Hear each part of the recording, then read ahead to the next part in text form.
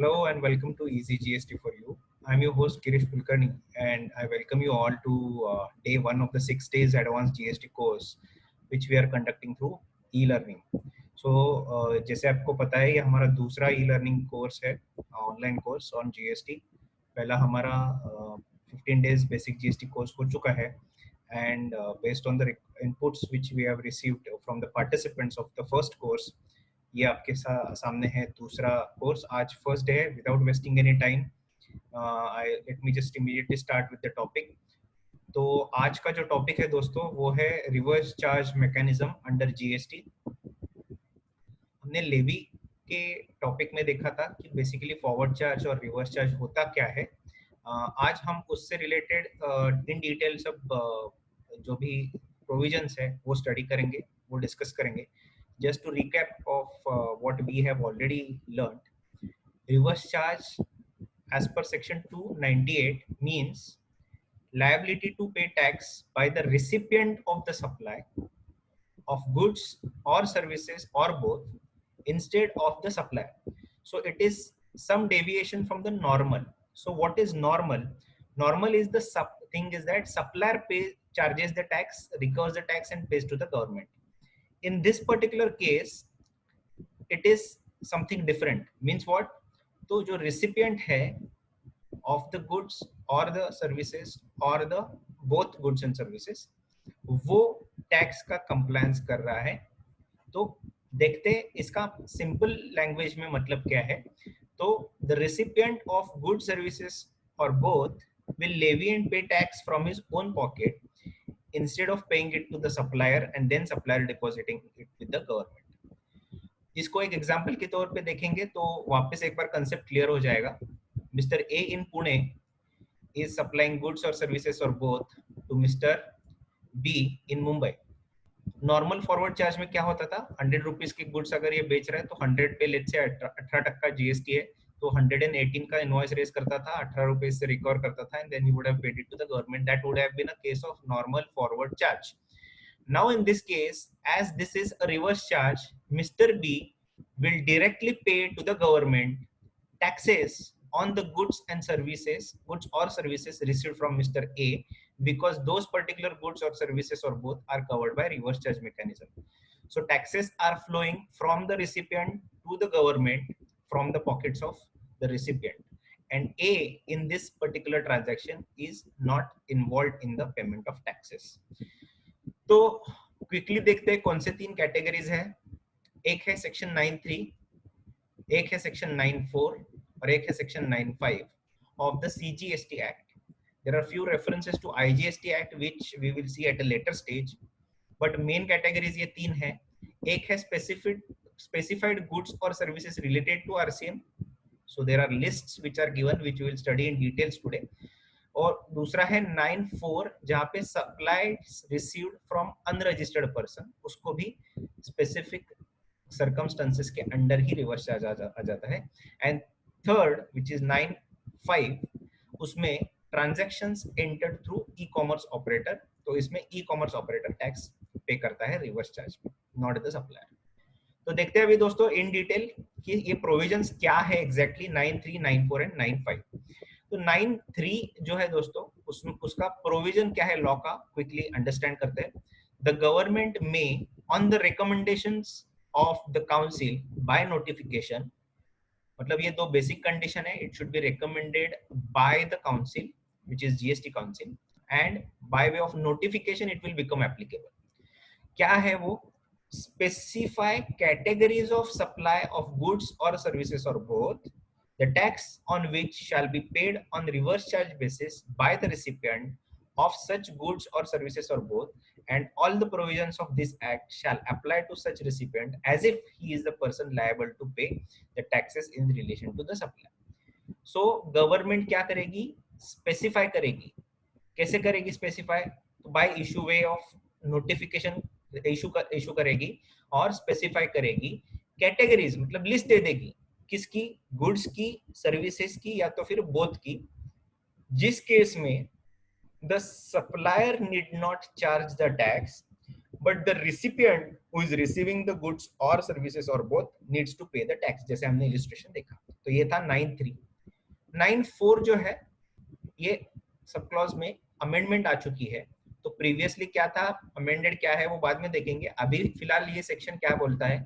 तो the government में on the recommendation of the council by notification, this is the same part, specify a class of registered person who shall, in respect of supply of specified categories of goods or services or both, received from unregistered person, pay the tax on reverse charge basis as the recipient of the such goods, services or both, and all the provisions of this act shall apply to such recipient as if he is the person liable to pay tax.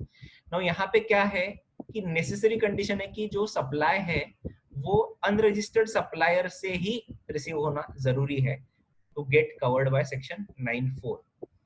और ये पहले provision था वो सबको applicable होता था, किसी ने भी अगर अनरजिस्टर्ड से प्रोक्योरमेंट किया तो उसको रिवर्स चार्ज एप्लीकेबल होता था। इस पे हमारा एक स्पेसिफिक वीडियो है चैनल पे जिसका लिंक मैं ऊपर छोड़ रहा हूँ, तो आप आपके इंटरेस्ट के लिए वो देख सकते हैं कि पुरानी प्रोविजंस क्या थी। लेकिन अभी चेंज हो गई है, अभी not everyone but a class of registered person जो स्पेसिफाई किया जाएगा थ्रू अ नोटिफिकेशन, उसी क्लास को खाली ये प्रोविजन एप्लीकेबल होंगी। मतलब किसको है, जो रिसिपिएंट है that is a class of specified person.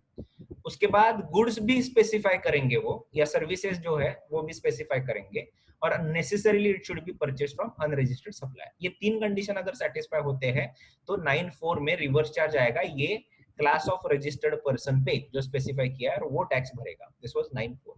And thirdly 9(5), इसमें बोला गया है कि the government on the recommendation of the council by notification, ये सेम पार्ट है, specify categories of services the tax on intrastate supplies of which shall be paid by the electronic commerce operator in such services are supplied through it। यहाँ पे electronic commerce operator, ई commerce operator के through अगर supply of services किया गया है, यहाँ पे specify categories of services, ये सर्विसेज की कैटेगरी स्पेसिफाई की जाएंगी थ्रू अ नोटिफिकेशन, कि उसी केस में अगर ई कॉमर्स ऑपरेटर से अगर थ्रू सप्लाई हो रहा है तो उस केस में सप्लायर टैक्स नहीं पे करेगा, उसके बिहाफ पे जो रिसिपिएंट है उसको ये जीएसटी के सभी प्रोविजंस ऐसे एप्लीकेबल हो गए as if he is the supplier liable for paying the tax in relation to that supply. अभी अगर ये तीनों हम लोग प्रोविजंस देखते हैं 9(3), 9(4) एंड 9(5), तो इसमें एंड में एक सेंटेंस है as if he is the person liable for paying tax. 9(4) में है as if he is the person liable for paying tax, लेकिन 9(5) में है as if he is the supplier liable for paying tax in relation to the supply. तो इधर है as if he is the person liable for paying tax, same is in case of 9(4), but 9(5) में अलग है। ऐसा क्यों है? तो 9(5) का जो कवरेज है इट इज लिटिल मोर। तो इसमें ऐसा है कि पूरी रिस्पॉन्सिबिलिटी इस केस में ई कॉम ऑपरेटर पे आ जाएगी। मतलब अगर उसको रजिस्ट्रेशन लेना है, वो रजिस्ट्रेशन हो, कंप्लायंस हो, असेसमेंट हो, जो भी है, as if he is the person who is the supplier, उसको सब ये कंप्लायंस बाकी करना है। और थर्ड और फोर्थ में it is only limited to the payment of tax in relation to that particular supply. ये डिफरेंशिएशन हमको ध्यान में रखना है। तो these were the three basic provisions 9(3), 9(4), 9(5). अभी इस केस में हमने फर्स्ट जो 15 डेज का जो सेशंस थे उसमें हमने देखा है कि टाइम ऑफ सप्लाई क्या रहता है in case of RCM also. Just to have a recap of that, in case of supplies in respect of which tax is to be paid और पेएबल थ्रू आरसीएम, उस case में earlier of the following things should be considered as time of supply। मतलब क्या, जब goods उससे receive हो रहे, तो ये गुड्स के केस में देख रहे हैं हम लोग, तो इसके लिए द रिसीट का जो डेट है वो, या तो फिर उसके गुड्स के अगेंस्ट हम लोग ने जो पेमेंट किया है वो डेट। अभी पेमेंट हम लोग जब भी रेफर करते हैं we mean that whether the payment as per bank statement or as per the books of accounts, whichever is earlier। और तीसरा है कि immediately following 30 days from the invoice or any document। अभी जो सप्लायर है वो रजिस्टर्ड हो भी सकता है, नहीं भी हो सकता है, तो वो उसको जीएसटी की प्रोविजंस एप्लीकेबल होंगी भी या नहीं भी होंगे वो पता नहीं। तो अगर हो रही है तो वो इनवॉइस रेज करेगा, जैसे कि ट्रांसपोर्टर है, रजिस्टर्ड है, तो वो इनवॉइस रेज करेगा। और अगर नहीं है, कोई नॉर्मल सप्लायर है, बिलो 20 लाख है, तो वो he will not issue any document, he may just receive issue any other document like receipt memo या मेमो, कुछ ऐसे निकालेगा। तो वो उसका जो डेट है उससे 30 दिन के बाद का तारीख, इसमें से जो भी अर्लियर है वो टाइम ऑफ सप्लाई कंसिडर किया जाएगा। सर्विसेज के केस में पेमेंट या immediately following 60 days from the date of invoice, ये कंसिडर किया जाएगा। तो गुड्स एंड सर्विसेज का टाइम ऑफ सप्लाई हमको क्लियर हो गया। अभी इनवॉइसिंग पे आते हैं। इनवॉइसिंग किसने करना चाहिए, कैसे करना चाहिए? तो दो कैटेगरीज है, एक supplier is registered and supplier is not registered. यहाँ पे इनवॉइसिंग किसको करना है? तो रिसिपिएंट के बारे में हम लोग बात कर रहे हैं। तो सेक्शन कौन से पॉसिबल है सप्लायर इज रजिस्टर्ड के केस में? तो ओनली 9(3), क्योंकि हमने देखा कि 9(3) के वर्डिंग में क्या है और 9(4) के वर्डिंग में क्या है। और सप्लायर इज नॉट रजिस्टर्ड तो 9(3) में भी हो सकता है और 9(4) में भी हो सकता है, लेकिन 9(4) can not be covered under supplier is registered, क्योंकि 9(4) में specifically supplier should be N unregistered supplier, ये कंडीशन हमने देखी है। तो 9(3) is covered under both the categories. इसमें सेल्फ इनवॉइसिंग किसको लगेगा? तो सप्लायर रजिस्टर्ड होगा तो वो खुद ही इनवॉइस रेज करेगा। Though he is covered by reverse charge mechanism, he will issue invoice. On that invoice, he will write a note that supply is liable to be charged on reverse charge basis करके एक note आएगा, उसको टिक करेगा। But supplier अगर नहीं है registered तो self invoicing करना पड़ेगा। किसको करना पड़ेगा? तो जो रिसिपिएंट है उसको करना पड़ेगा। किस सेक्शन में ऐसे बोला गया है? तो उसका कंप्लायंस सेक्शन है, इसको हम लोग सेल्फ इनवॉइसिंग बोलते हैं। It is covered by section 31(3)(f। और जब उसको हम लोग पेमेंट करते हैं तो we have to issue the payment voucher. हमने अकाउंट्स के टॉपिक में देखा था कि what is a payment voucher, what is a refund voucher, what is a advance receipt voucher. तो ये कंप्लायंस का सेक्शन है 31(3)(g), जिसमें बोला गया है कि जब भी हम लोग उसको पेमेंट करेंगे पेमेंट वाउचर हमको बनाना पड़ेगा। तो ये था डॉक्यूमेंट्स रिलेटेड पार्ट। अभी इनपुट टैक्स क्रेडिट के बारे में देखेंगे हम लोग कि कंडीशंस अंडर जीएसटी कौन से हैं इनपुट टैक्स क्लेम करने के लिए, जो रिवर्स चार्ज मैकेनिज्म से रिलेटेड है। तो अभी हम सबको पता है, ये बेसिक कंडीशन है कि रिवर्स चार्ज मैकेनिज्म का जो टैक्स रहता है वो पेमेंट जब तक हम लोग नहीं करते तब तक उसका हम लोग क्रेडिट नहीं ले सकते, unlike other input tax credit. तो इसको ये जो बेसिक कंडीशन है वो कैसे सेटिस्फाई होगी? इसका मतलब ऐसा है क्या कि मैं इस महीने का क्रेडिट नेक्स्ट महीने नहीं ले सकूंगा, नेक्स्ट मंथ तक नहीं ले सकूंगा? तो वैसा नहीं है।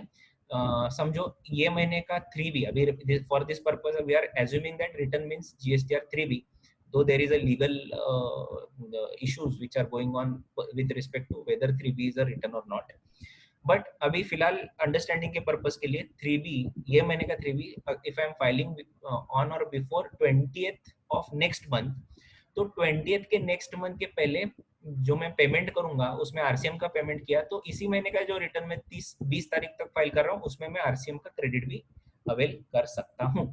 तो उसको कंडीशंस कौन सी कही गई है? तो कंडीशन है 16(2) में कि he is in the possession of the tax invoice and tax paying documents as may be prescribe. और रूल 36B में क्या कहा गया है कि invoice issued in accordance with the section 31(3)(f) जो हमने देखा सेल्फ इनवॉइसिंग का जो प्रोविजन है। तो अगर उस बेसिस पे हम लोग इनपुट टैक्स क्रेडिट क्लेम कर सकेंगे। उसके बाद mandatory registration, this is very important. अभी सेक्शन 24 है which talks about mandatory registration, कि किसने मैंडेटरी रजिस्ट्रेशन लेना चाहिए इररिस्पेक्टिव ऑफ हिज टर्नओवर। दो थ्रेशोल्ड जो है 20 लाख की क्रॉस नहीं भी हो रही है फिर भी रजिस्ट्रेशन लेना चाहिए, ऐसी एक कैटेगरी दी हुई है, लिस्ट दी हुई है कि उस लिस्ट में जो भी पर्सन्स कवर्ड है उनको without irrespective of the limit of the threshold they have to obtain the registration, that is compulsory registration। उसमें थर्ड नंबर और फोर्थ नंबर की जो एंट्री है उसमें कहा गया है कि persons who are required to pay tax under reverse charge, तो इसमें 9(3), 9(4) कवर हो जाएंगे जिसमें रिसिपिएंट को टैक्स पे करना है, और person who are required to pay tax under subsection 5 of section 9, इसमें ई कॉमर्स ऑपरेटर भी कवर हो जाएगा। तो अगर if you are suppose to pay tax under reverse charge mechanism और आपका थ्रेशोल्ड क्रॉस नहीं भी हो रहा है रजिस्ट्रेशन का, फिर भी आपको मैंडेटरीली रजिस्ट्रेशन लेके वो टैक्स पे करना पड़ेगा जिसका आपको इनपुट टैक्स क्रेडिट मिल जाएगा। तो अब हम लोग देखेंगे वन बाय वन कि कौन से गुड्स, कौन से सर्विसेज, क्या क्या कवर हो रहा है इस रिस्पेक्टिव आरसीएम में, वो डिटेल में हम लोग अभी देखेंगे। तो सबसे पहले देखते हैं सेक्शन 9(4) ऑफ आरसीएम। अभी हमको पता है कि 9(4) का वर्डिंग जो था वो the receipt should be from the unregistered person and government will specify the category of the persons who are required to pay tax under RCM for this particular category of 94। तो 94 को क्या है, earlier क्या था, तो 12 अक्टूबर 2017 तक ऐसा rule था कि कोई भी अनरजिस्टर्ड सप्लायर से हम लोग अगर प्रोक्योर कर रहे हैं, गुड्स हो, सर्विसेज हो या बोथ हो, तो आपको रिवर्स चार्ज पे करना है। लेकिन एक डेली लिमिट दिया था कि 5000 रुपीज पर डे का लिमिट दिया था, अगर उससे एक्सीड नहीं हो रहा है वैसे प्रोक्योरमेंट तो उसमें एग्जेम्पशन मिल जाता था। लेकिन उसके बाद ये एक्सटेंड होते गया, 12 अक्टूबर को वो स्टॉप होते गया और वो प्रोविजंस एक सस्पेंड हो गई थी till limited period which got extended again and again up to 30th September 2019, जहां पे 7/2019 वाला नोटिफिकेशन आया जिसमें ये अमेंडमेंट हुआ था related to this particular section 94, जिसमें कहा गया था RCM liability only on such classes of person on specified categories of goods or services as are notified in this particular regard. और अभी अगर हाल फिलहाल अभी देखा जाए तो इसमें there are only few categories of entries which are covered, which are only related to construction field, जहाँ पे कोई बिल्डर है या कोई कंस्ट्रक्शन कर रहा है एंड वो under construction sale of flats में इन्वॉल्व है लेट्स से, तो उसके लिए जो प्रोक्योरमेंट कर रहा है, तो क्लास कौन सा स्पेसिफाई कर दिया, अभी ये बिल्डर जो है वो लेट्स अज्यूम कि क्लास स्पेसिफाई कर लिया, मैं एग्जांपल एक ले रहा हूँ, it is covered by the entry, only limited entries are there in this particular section right now. तो नोटिफाई कर दिया कि भाई बिल्डर को ये एप्लीकेबल होगा, कौन किस स्पेसिफाइड कैटेगरीज ऑफ गुड्स और सर्विसेज कौन से है उसमें, तो जो भी प्रोक्योरमेंट वो कंस्ट्रक्शन के लिए कर रहा है, वो कैपिटल गुड्स का हो या नॉर्मल गुड्स का हो या जो भी हो, तो उसमें उसको जो भी है थ्रेशोल्ड परसेंटेज दिया और एक दो कैटेगरीज दिए थे कि सीमेंट है और अदर कैपिटल गुड्स है, तो उसमें एक स्पेसिफाइड परसेंटेज के ऊपर जो है वो मिनिमम परसेंटेज जो है वो प्रोक्योर करना है रजिस्टर्ड पर्सन से, और उसके अगर कम उसने प्रोक्योर किया हुआ है तो उसका जो डिफरेंशियल है उसको उस पे आरसीएम पे टैक्स पे करना पड़ेगा। Let's say 80% is the threshold which is given, तो 100 रुपीस का प्रोक्योरमेंट है, उसमें से 75 इज प्रोक्योर्ड फ्रॉम रजिस्टर्ड और 5 जो रिमेनिंग है 25 that is procured from unregistered. तो 80 ये लिमिट है, तो 75 माइनस 80 माइनस 75 5 पे उसको आरसीएम से टैक्स भरना पड़ेगा। This is the kind of RCM category which they have covered. तो ये हो गई एक चीज। दूसरा अभी नेक्स्ट देखते हैं कि सेक्शन 9(3), ये था 9(4), अभी 9(3) की तरफ जाते हैं। उसमें भी दो कैटेगरीज है 9(3) में, स्पेसिफाइड गुड्स है और स्पेसिफाइड सर्विस है। We will start with specified goods. अभी गुड्स में there are few categories, generally ये उसको आरसीएम में क्यों कवर किया गया है इसका भी एक सिंपल लॉजिक है कि मैक्सिमम अगर इसमें से एंट्रीज आप देखोगे, भले वो कैशू नट्स है, टोबैको लीव्स है, तेंदू लीव्स है, बीड़ी रैप जिससे करते हैं वो, या तो फिर वो रॉ कॉटन है, तो इन सब केसेस में जो सप्लायर है वो मोस्टली एग्रीकल्चरिस्ट है। देखो एग्रीकल्चरिस्ट एग्रीकल्चरिस्ट एग्रीकल्चरिस्ट एग्रीकल्चरिस्ट, या तो फिर गवर्नमेंट है, जैसे कि सप्लाई ऑफ लॉटरी है, तो लॉटरी के केस में स्टेट गवर्नमेंट डिस्ट्रीब्यूटर को लॉटरी दे रहा है, तो इन सब के केसेस में सप्लायर पे बर्डन ऑफ कंप्लायंस होना नहीं चाहिए, इसके लिए रेसिपिएंट को टैक्स पे करने की जिम्मेदारी दी गई है इसमें। तो उसको कंसीडर करते हुए कैशू नट्स जहां पे एग्रीकल्चरिस्ट इज द सप्लायर और any registered person is the recipient, tobacco leaves जिसमें agriculturist is the supplier, any registered person is the recipient, bidi wrapper leaves जिसको हम लोग तेंदू लीव्स बोलते हैं, रिमोट एरियाज में ये एक्चुअली एक्टिविटीज चलते रहते हैं, तो एग्रीकल्चरिस्ट और any other registered person who is the recipient. Supply of lottery के केस में स्टेट गवर्नमेंट डिस्ट्रीब्यूटर को दे रहा है, और सिल्क यार्न के केस में any person who manufacture silk yarn, किससे, फ्रॉम रॉ सिल्क और इससे सिल्कवॉर्म कोकून से। उसके बाद कॉटन, इसको मैं बाद में कवर करता हूँ, तो रॉ कॉटन है agriculturist again to any registered person, और priority sector lending certificates PSLC, तो ये जो है वो भी रजिस्टर्ड पर्सन अगर सप्लायर है to any other to another registered person. तो ये सब कैटेगरीज में जो रेसिपिएंट है वो ही टैक्स पे करेगा। इसी के साथ साथ सेंट्रल गवर्नमेंट और स्टेट गवर्नमेंट ने अगर यूज्ड वाले व्हीकल सीज किए, कॉन्फिस्केट किए गुड्स एंड या ओल्ड एंड यूज्ड गुड्स है, वेस्ट है, स्क्रैप है, तो उसका उसके रिलेटेड जो भी है तो वो उस पे भी रेसिपिएंट जो है वो टैक्स पे करेगा।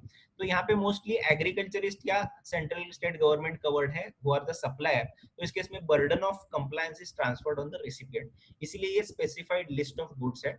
अभी ये बेसिक जो गुड्स रिलेटेड है वो एक नोटिफिकेशन के द्वारा आ चुकी थी, और उसमें बाद में काफी नोटिफिकेशन ऐड होते गए, जैसे notification 36 is added later on, 43 is added later on, उसके बाद 11/2018 इज एडेड लेटर ऑन, और ये बाकी जो 4-5 गुड्स है वो पहले से it is from 28th of June it is covered under this notification. तो ये था specific goods covered by section 9(3). इसके बाद हम लोग देखेंगे कि सेक्शन 9(3) में स्पेसिफाइड सर्विसेज कौन से हैं।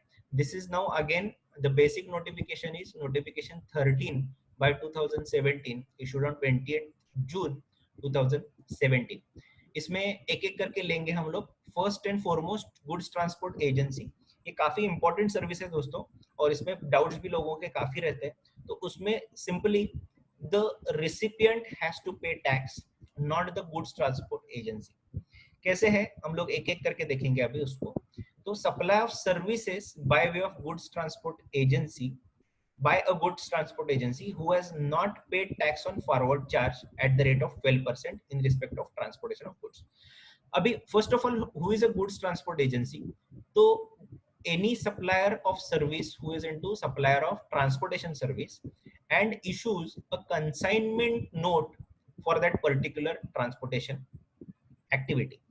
consignment note by whatever name called, जैसे कि बिल टी बोलो, कंसाइनमेंट नोट बोलो, या डिस्पैच रिसीट बोलो, या गुड्स रिसीट बोलो, उसमें उसको किसी भी नाम से बोलो, लेकिन he is issuing some document for that particular transportation activity and who is into the service of providing goods transport service, उसको गुड्स ट्रांसपोर्ट एजेंसी जीएसटी में बोला गया है। तो गुड्स ट्रांसपोर्ट एजेंसी को नोटिफिकेशन 13 में ही एक्सप्लेनेशन में डिफाइन किया गया है, not in the definition section of section 2 but in the explanation part of the notification। और ये ट्रांसपोर्टर को दो ऑप्शंस दिए गए हैं, या तो आप रिवर्स चार्ज में कवर हो जाओ, तो आपको कोई कंप्लायंस नहीं लगेगा, आपको कोई टैक्स पे नहीं करना पड़ेगा, जो भी आपसे सर्विस ले रहा है ट्रांसपोर्ट की वो सब कंप्लायंस करेगा। बट कुछ लोगों ने उसमें थोड़ा सा उनको डिफिकल्टी आया, बिकॉज इनके गुड्स वगैरह जो रहते हैं या कैपिटल गुड्स रहते हैं, ट्रक्स है, ट्रांसपोर्टेशन व्हीकल्स है, उन पे काफी सारा टैक्स लग के आता है, तो उसका इनपुट टैक्स क्रेडिट उनका वेस्ट जाता था, बिकॉज आउटवर्ड सप्लाई उनका कवर हो जाता था 5% वाले आरसीएम में। तो उनको ऑप्शन दिया कि आप फॉरवर्ड चार्ज पे भी चार्ज कर सकते हो 12%।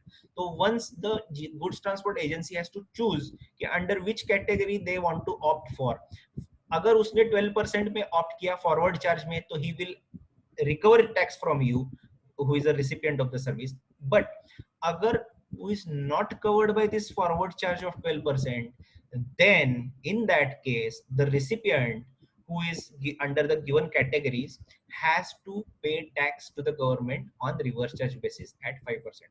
अभी उसमें कौन कौन है, तो firm, company, LLP, trust, society, factory, ये सब कवर्ड है। और तो इसमें देखेंगे आप, तो इसमें इंडिविजुअल और एचयूएफ कवर्ड नहीं है।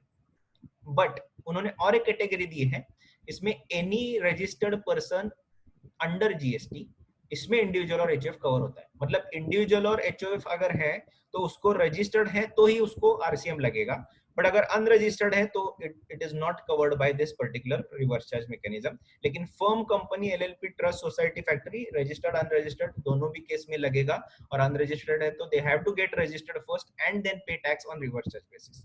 अभी ये किस गुड्स के लिए है, तो all the goods except few exceptions given by entry number 21, 21A and 21B। तो कौन से हैं, 21 एंट्री में दिए हैं एग्रीकल्चरल प्रोड्यूस जो है वो, उसके बाद उन्होंने दो लिमिट्स दिए हैं, limit of 750 rupees and 1500 rupees. ये क्या है, तो अगर मेरा खुद का ही गुड्स का पूरा ट्रांसपोर्टेशन हो रहा है, मतलब एक व्हीकल में मेरा ही पूरा कंसाइनमेंट जा रहा है, बाकी किसी का गुड्स नहीं है, तो उसको लिमिट दिया है 1500 के ऊपर है तो आरसीएम में जाएगा, 1500 के नीचे है तो नहीं कब लायबल होगा आरसीएम के लिए मुझे।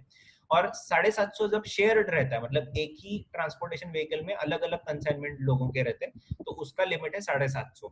तो इन दोनों भी केस में इसके अगर थ्रेशोल्ड के नीचे है तो RCM will not become applicable. उसके बाद जो बहुत नेसेसिटी प्रोडक्ट्स है, जैसे मिल्क है, सॉल्ट है, पल्सेस है, ऑर्गेनिक है, मैन्योर है, इधर राइस भी है, वो रह गया मेरा।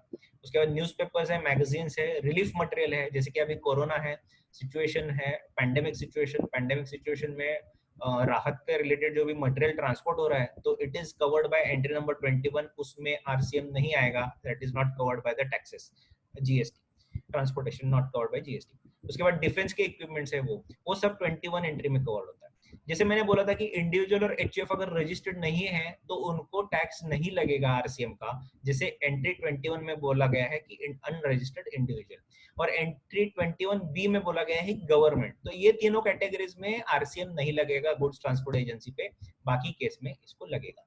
तो आप अभी पूछोगे कि ये जो लोकल रिक्शा वाले वगैरह रहता है, वो जो ट्रांसपोर्ट रिक्शा में डाल के material from a place of the city to b place of the same city transport करते हैं, तो usually they charge some 400, 500, 600, 700 rupees and give the transportation service. First question is whether those are goods transport agency. If it is not, the transportation service provided by them is exempt. तो ये basic उसके related entry है। तो चलते हैं अगली entry की तरफ, विच इज लीगल सर्विसेज।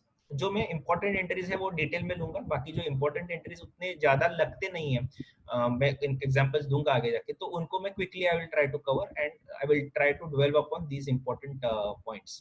तो लीगल सर्विसेज में क्या कहा गया है कि अगर कोई एडवोकेट्स, हाँ, या सीनियर एडवोकेट्स या तो फर्म ऑफ एडवोकेट्स है, वो अगर आपको लीगल सर्विसेज दे रही है, तो बिफोर एनी कोर्ट, ट्रिब्यूनल और अथॉरिटी, डायरेक्टली और इनडायरेक्टली, मतलब ये रिप्रेजेंटेशनल सर्विसेज है या तो उसके रिलेटेड कुछ लीगल सर्विसेज है, but legal services is also defined, तो उसमें you have to check whether it is covered by legal services है to any business entity located in the taxable territory. तो कोई भी बिजनेस एंटिटी है, उसको अगर एडवोकेट या एडवोकेट के फर्म ने कुछ सर्विस दी है विच is covered by the legal services, जैसे कि रिप्रेजेंटेशन कर रहे हैं वो in front of tribunal, fight कर रहे हैं या हाई कोर्ट के सामने अपील चल रही है, ऐसा कुछ लिटिगेशन चल रहा है, तो उस केस में जो लॉयर्स है, लॉयर फर्म है, एडवोकेट है, वो चार्ज नहीं करेगी टैक्स।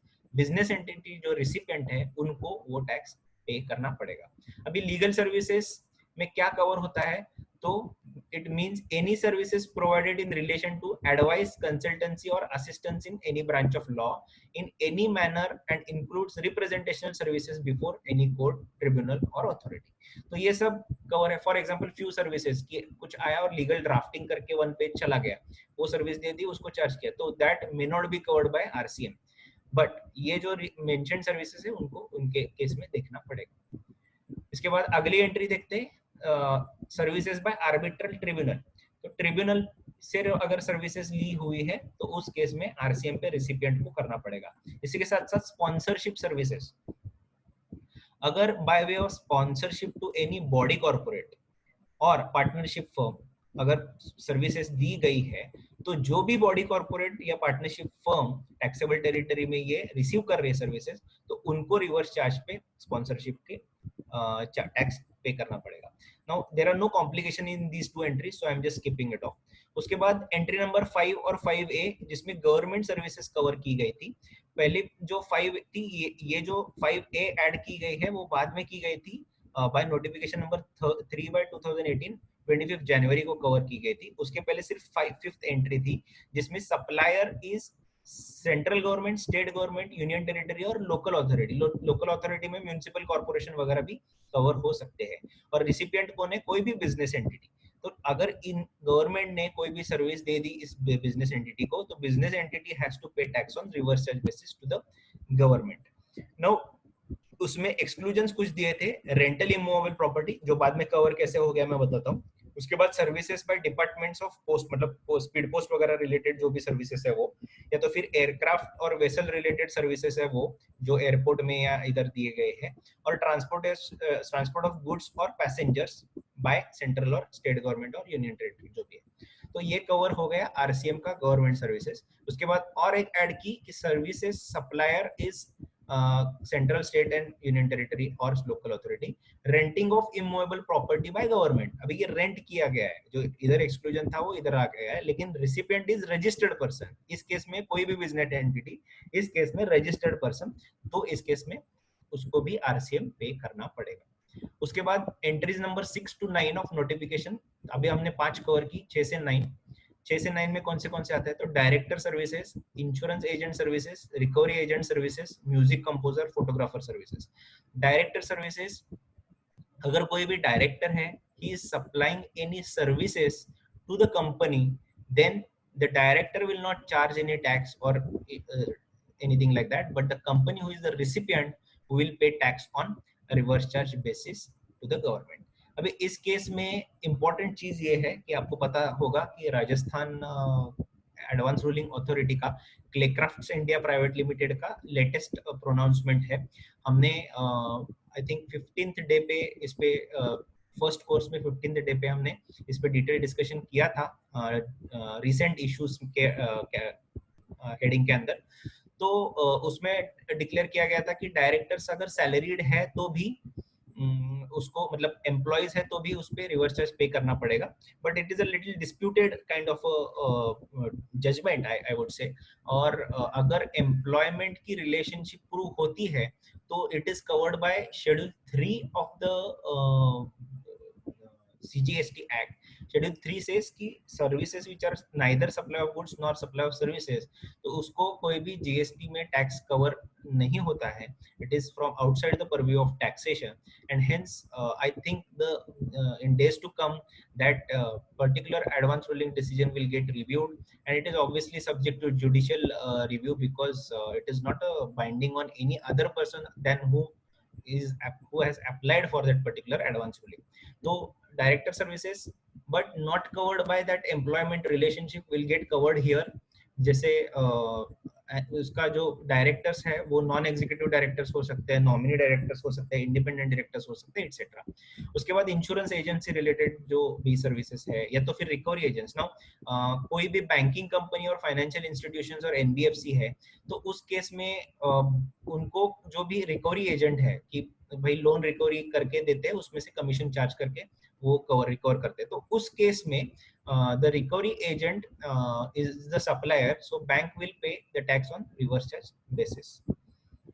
उसके बाद music composer and photographer artist है जो ओरिजिनल वर्क करते हैं and they are supplying it to the music company producer और समथिंग लाइक दैट, तो उनका जो भी services related to music composition या फोटोग्राफी या artistic related which is covered by copyrights act 1957, जिसको यूज करने के लिए they are charging it and that is the service that they are providing.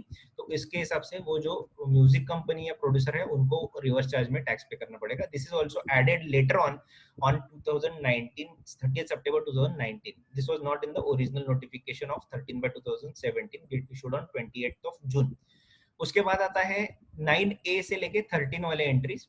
इसमें ऑथर सर्विसेज है विच इज, ये पहले इसमें कवर था 9 वाले, इसमें इसको अलग से अभी राइटर्स के लिए ऑथर की सर्विसेज है, तो again it is covered by copyright act.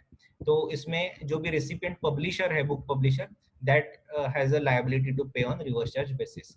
उसके बाद ओवरसीइंग कमिटी है, it is also not that familiar entry for normal business people because ये रिजर्व बैंक ऑफ इंडिया से रिलेटेड है, तो आई एम स्किपिंग दैट। उसके बाद डायरेक्ट सेलिंग एजेंट जो है, तो services supplied by direct selling agent other than body corporate, partnership firm और LLP firm to any bank और एनबीएफसी। इस केस में बैंक और एनबीएफसी उस पर टैक्स पे करेंगे। इसको भी बाद में लाया गया था 15/2018 के नोटिफिकेशन के द्वारा।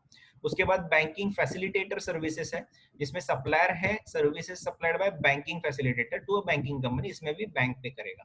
और एक है बिजनेस करस्पॉन्डेंट सर्विसेज, इसमें supply of services by agent to business correspondent, इसमें बिजनेस करस्पॉन्डेंट जो है वो टैक्स पे करेगा। उसके बाद security services was brought in from 31st January 2019, जिसमें कहा गया था कि सिक्योरिटी पर्सोनेल जो रहते हैं, कि सिक्योरिटी गार्ड्स रहते हैं, वो अगर सप्लाई किए गए हैं टू अ रजिस्टर्ड पर्सन, तो उस केस में उसको रिसिपेंट को, रजिस्टर्ड पर्सन को टैक्स पे करना पड़ेगा। उसमें कुछ एक्सेप्शन दिए थे which is not applicable for department of central state और यूनियन टेरिटरी। उसके बाद local authority, governmental agencies etcetera उनको भी नहीं है, who are required to deduct tax under section 51, और registered person under composition scheme उनको ये एप्लीकेबल नहीं होगा। उसके बाद है रेंटिंग ऑफ मोटर व्हीकल, जो हम लोग कैब सर्विस बोलते हैं। तो services provided by way of renting of motor vehicle designed to carry passengers where the cost of fuel is included in the consideration charge।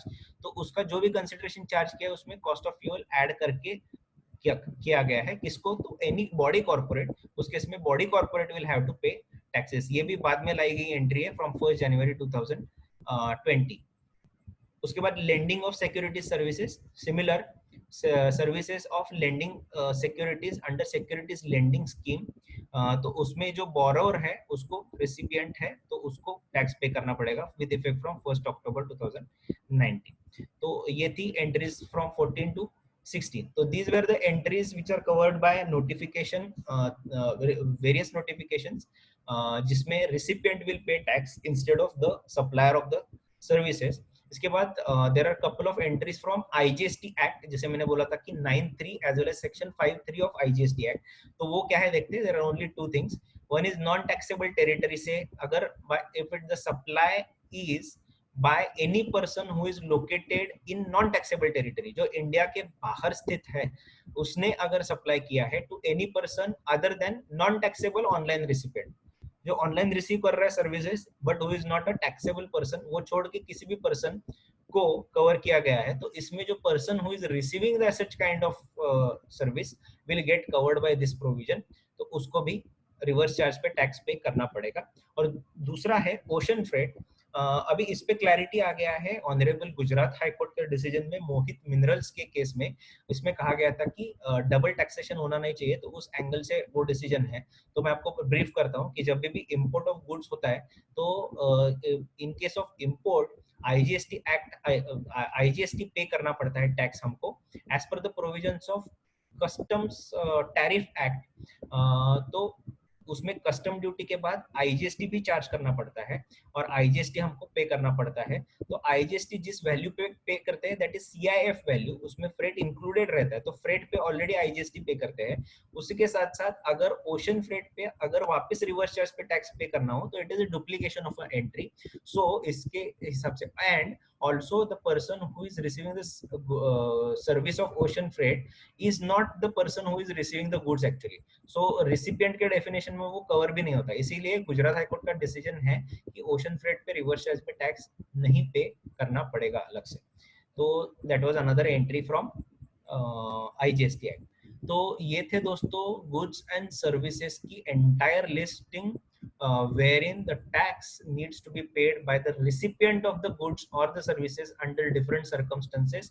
Earlier the provisions related to section 9(4) were totally different, now those have been amended। तो पुराने भी provisions आप देख सकते हो, हमने video की link दी है एंड में, उससे उसमें जाके, और अभी जो provisions है वो इस वीडियो में हमने डिस्कस की गई है। I hope that you would have liked this video। if आपको अगर अच्छा लगा हो तो प्लीज लाइक करो, शेयर करो आपके फ्रेंड्स के साथ, और जो भी आपके व्यूज है you can put it in the comment box and do not forget to subscribe our channel Easy GST for you and press the bell icon to get the latest updates notified to you on timely basis। Thank you from team Easy GST for you।